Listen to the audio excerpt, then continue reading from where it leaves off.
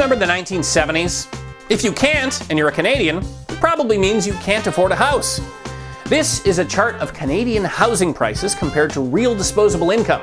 Say, like me, you were born in the mid-1980s. Right around here is where you graduate high school, get your first full-time job, and start thinking about the future. Whoops, hope you like your entrance foyer doubling as a nursery. But it didn't used to be this way.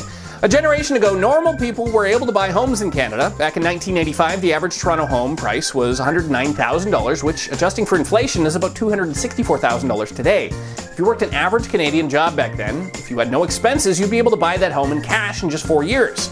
What's the average Toronto home price today? About $1.2 million. If you're in the average household income of $63,000 and have literally no other expenses, you could pay for that home in about 19 years. This is an entirely manufactured crisis. Canada is the world's second largest landmass, and we have no shortage of trees, gypsum, and all the other stuff you make houses out of. But due to a number of extremely man-made reasons, we have the worst housing shortage in the G7. It's a policy choice that you can't afford a house, so here's some of the policy choices that could help you to afford a house. Debt shouldn't be free. For 15 years now, the Bank of Canada has kept interest rates at basically nothing. Historically, interest rates are about 5%, but for years on end, they were below 1%.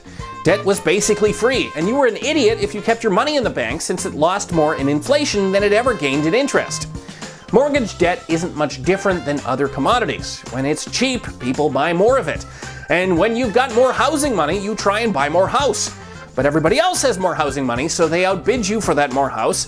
Yada yada yada. $1 million crack shacks in Barrie. So step one is real easy. Raise the interest rates. Deregulate zoning. On most Canadian urban land, including in major centres like Vancouver and Toronto, it's illegal to build anything except a single-family home. You want to knock down your grandma's dilapidated old rancher and put a sixplex in its place? Haha, sorry, some weird neighborhood rule written in 1953 says you can't. So what if you try and change the zoning? Get ready for an odyssey of endless city council meetings where every single neighborhood biddy with nothing better to do can petition to have your plan shut down because it might block their view of the harvest moon. Luckily, this problem is also easy to solve. Canadian municipal governments are completely subservient to the provinces. So you do something like BC is considering. You take a flamethrower to municipal zoning laws and kneecap the ability of city councils to veto new construction. Bring down the costs of construction. If you want to build an apartment building in Toronto right now, the city charges you a development fee of $52,367 for every single bachelor apartment. The architect hasn't even begun sketching, and the most basic unit of housing already costs $52,000.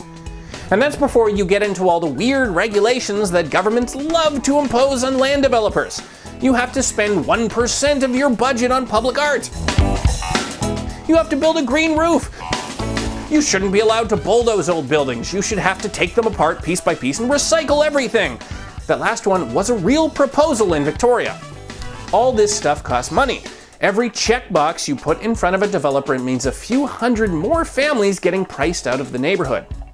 Acknowledge that it's actually good for housing prices to go down sometimes. There are plenty of cyclical realities that Canadian policymakers will readily accept.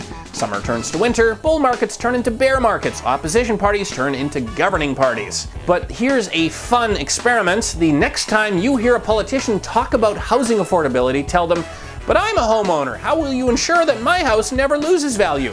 Then you can listen to them backtrack and talk about respecting neighborhood character or whatever. Here's the correct answer. You bought your house on a mailman's salary in 1991. Now it can only be purchased by 2 lawyers getting help from their parents. Maybe your house is too expensive.